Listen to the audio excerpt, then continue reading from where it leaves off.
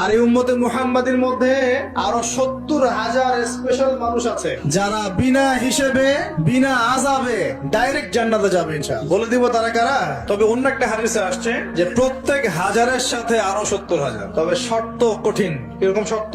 সাহাবীরা বসে ডিসকাস করছেন কে হতে পারে তারা। কেউ বলছেন তারা হয়তো প্রথম দিকের মুসলিমরা হবেন, কেউ বলছেন তারা হয়তো মুজাহিদরা হবেন, কেউ বলছেন তারা বদর যুদ্ধের সাহাবীরা হবে ইত্যাদি। তখন নবী সাল্লাল্লাহু আলাইহি ওয়াসাল্লাম আবার চলে আসলেন, ব্যাক করলেন। ব্যাক করে বলছেন তোমরা কি এই বিষয়ে কি বিষয়ে কথা বলছিলে? তখন সাহাবীরা বললেন আমরা তো ডিসকাস করছিলাম যে কারা হতে পারে সেই 70,000। নবীজি বললেন শোনো, ওই 70,000 মানুষ এক নাম্বার পাখি উড়িয়ে ভাগ্য গণনা করে না, মানে তারা ইসলাম এত কঠিন ভাবে পালন করে, হাত দেখা রাশিফল এরকম শিরকের ধার কাছেও নাই তার। দুই নাম্বার তারা আগুনের শেকা বা উল্কি দিয়ে, এই ট্যাটু আছে না, ট্যাটু উল্কি আঁকে আগুন দিয়ে, এই ধরনের ট্যাটু উল্কি তারা আঁকে না শরীরের মধ্যে। এইসব কুলক্ষণে সুলক্ষণে তারা বিশ্বাস করে না। তিন নাম্বার তারা অবৈধ ঝাড়ফুঁক করে না, অবৈধ ঝাড়ফুঁক করে না। বৈধ ঝাড়ফুঁক করা যাবে, কোরআন হাদিস দিয়ে ঝাড়ফুঁক করা যাবে, কিন্তু অবৈধ কিছু ঝাড়ফুঁক আছে না তান্ত্রিক কবিরাজদের কাছে মানুষ করে, এগুলো করা যাবে না। চার নাম্বার হচ্ছে তারা সর্বাবস্থায় এক আল্লাহর উপরে তাওয়াক্কুল করে, ভরসা করে। তাদেরকে আল্লাহ পাক 70,000-এর মধ্যে আশ্রয় দিবেন,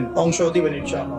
এক সাহাবী দাঁড়িয়ে বললেন ইয়া রাসূলুল্লাহ আমার জন্য দোয়া করেন, আমি যেন সেই 70,000-এর মধ্যে থাকতে পারি। তো নবীজি বললেন হ্যাঁ তুমি 70,000-এর মধ্যে একজন।